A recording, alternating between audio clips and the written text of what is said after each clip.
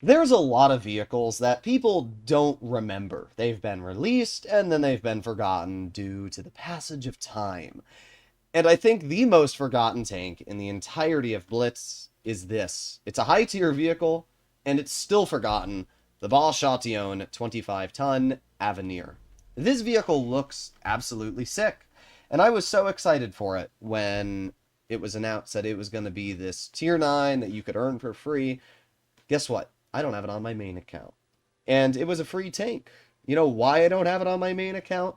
Because this vehicle was so absolutely horrendous that I decided it was not worth my time to put the effort in to get. Let me explain. This tank is basically the tier 10 Bashation armor profile on a tier 9, which is cool, but it's still a light tank, so it's not like the armor really matters. The problem is, it's flat worse in just about every single way versus the tech tree Bashation. Don't get me wrong, I have no problem with collectors being equal to tech trees, right?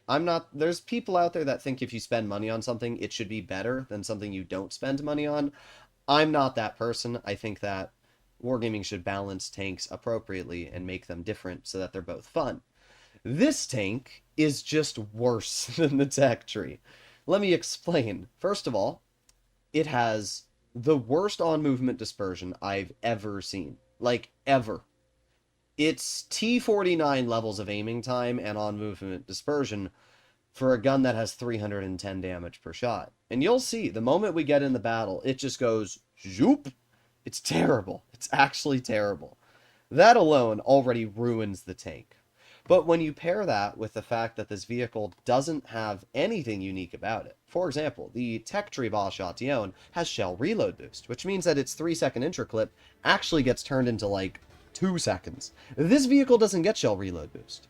The Tech Tree Bashation gets spall liner. This tank doesn't get spall liner.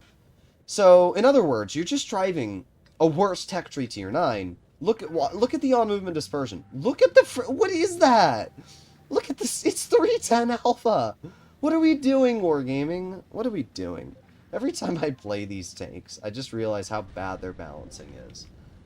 Oh well, see what we can do. And of course, because I don't have spall liner, if I end up fighting the Centurion, there's nothing I'm going to be able to do about that. There's one, there's two. Not able to HE that player, but we do still get 3 shots. At the end of the day, while this vehicle may be really, really bad in terms of what it is, it still does have a fairly fast intraclip, and it does have decent damage output. So I can't really say it's a downright awful tank. It's just, it's so mid. That's really the best way to describe it. Oh my god. That accuracy, oh my. Alright, let's aim it on you. By the way, even when fully aimed in, its dispersion is still bad. That's the worst part. Like, Wargaming did not try at all with this tank. That's really the best way to describe it. They put 0 effort into this vehicle, and it shows. Alright, well, let's just chill right here, and let's see if we can get some damage into the T-77. There's one. You know what? You want to shoot me? I'll shoot you back. Okay. Everybody wants to shoot me, I guess. Literally everyone.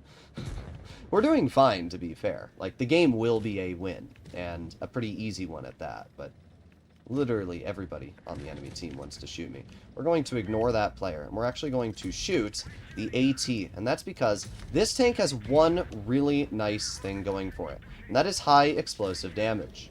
I actually almost died. Is it because I got greedy? Kind of, but honestly not really. If my team sucks that bad that they can't kill that player, then I'm not calling it greed. We're going to ignore all of this going on here, and we're going to shoot the K2. There's one, there's two, and there's 3. Alright, well, again, you can call it greed. And it maybe is greed, but I'm still alive, and that's all that matters. We're going to ignore the IS-8, and we're going to get to his side really quickly. Here we go, and we're going to just speed on over here. There's 1, 2, and 3. Nice. However, I may have killed myself. Oh, we got a bounce, somehow. Well, actually, I know how. It's because the armor on this tank is incredibly goofy. What I should have done is I should have just kept circling the IS-8 like this, because obviously this player isn't skilled enough to outmaneuver me. That was just a terrible shot. I will fully take the blame on that shot, but it's fine. Still get a shell into that player and deal 6,000 damage. How did we deal 6,000? I swear every time I call a tank awful, I end up doing good in it. We did 6,000 damage. Yep, there you go. 6,100 damage. See, sometimes greed punishes you, but sometimes greed benefits you. This game, being greedy, benefited me.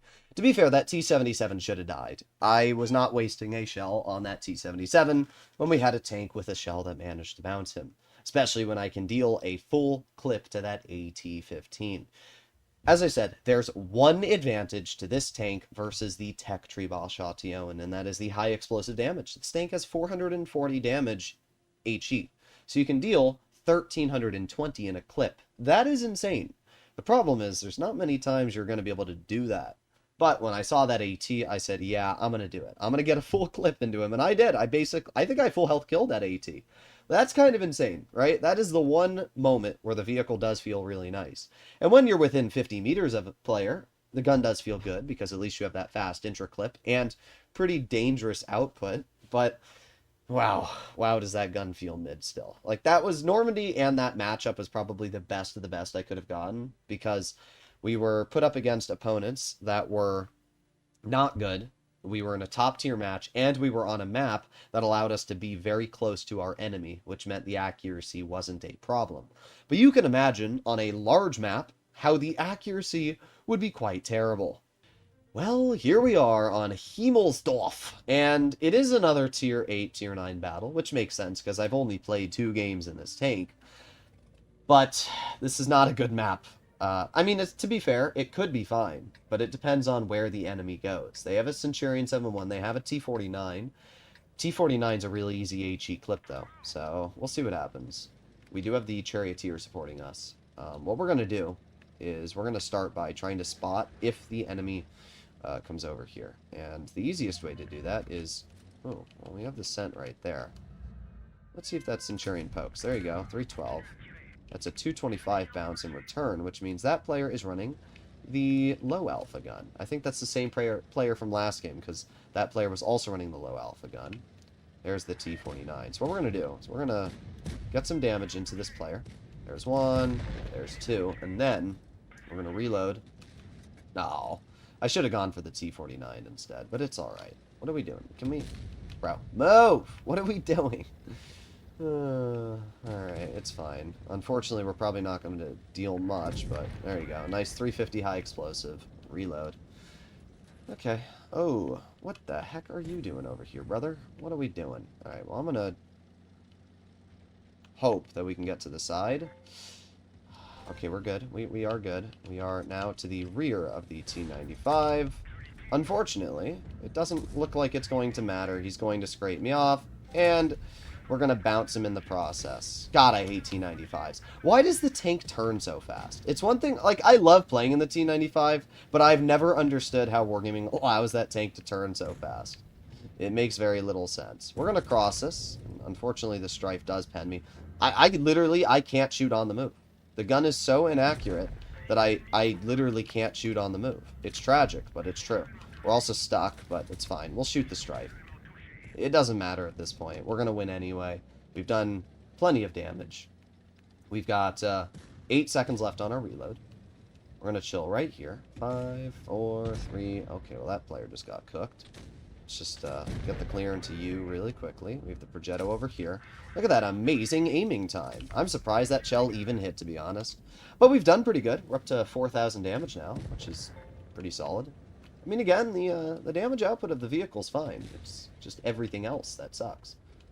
Alright, 3, 2, 1. Aiming in on the Progetto. There's a shell. A second shell. And a third shell. There you go. 5 kills, and we ended up dealing 4,300.